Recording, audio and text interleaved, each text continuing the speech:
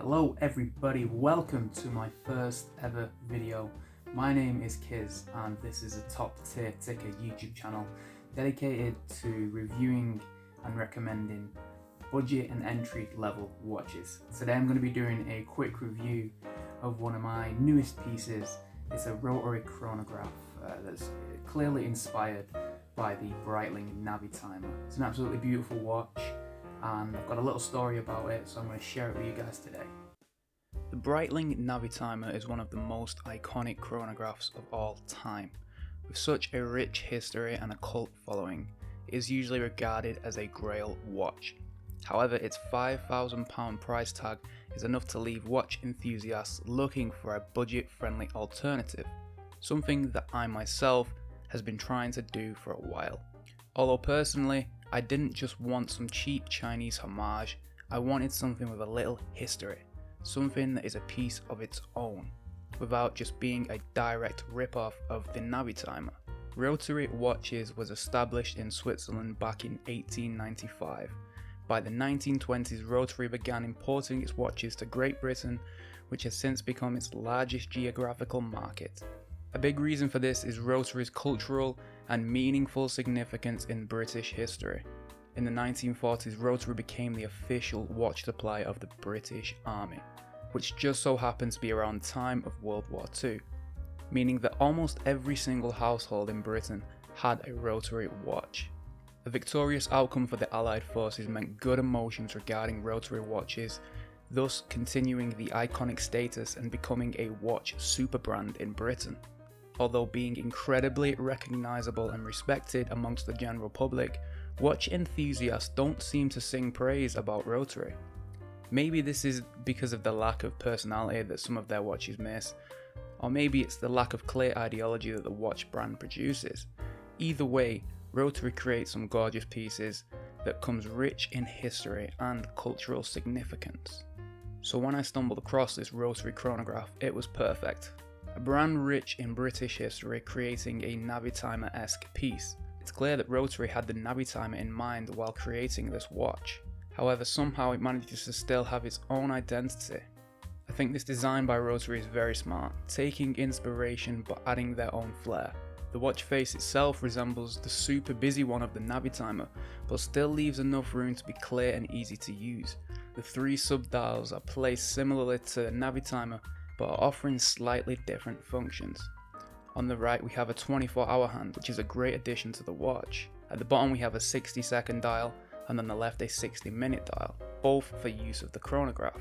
The chronograph is activated by hitting the pusher at 2 o'clock, then when paused, reset with the pusher at 4 o'clock. With a date function sitting between the 4 and the 5, this watch is feature packed. The watch also features an inner rotating bezel, which, although useless for everyday use, is a cool feature to show friends. The screw down crown gives a little reassurance of safety and an added premium touch. Quick set date is also a feature I'm happy to mention. This piece does feature some lume, however it is rather poor. Not something you can rely on if necessary, but a nice touch to have nonetheless. 50 meters of water resistance gives some confidence in wear.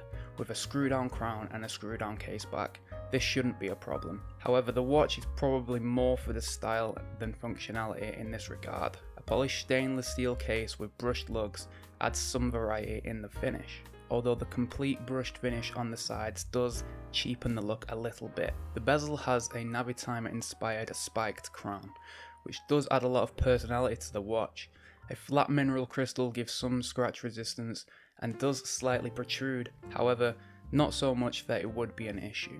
With a deep blue dial, the white and chrome colours fit well as a trio. I would have loved to see some red colour on the hands. For me, the hands are a little bit hard to see sometimes. However, with a brown leather strap, I feel the overall design of the watch is beautiful. With a 42mm case diameter, the watch is a perfect size to fit almost any wrist. Featuring a modest lug-to-lug distance, this watch even looks great on my tiny 6.5-inch wrist. Featuring a Japanese Hattori VD53 6H quartz movement, which actually retails for around $30, it's clear that this watch wasn't made cheaply just to make a lot of profit.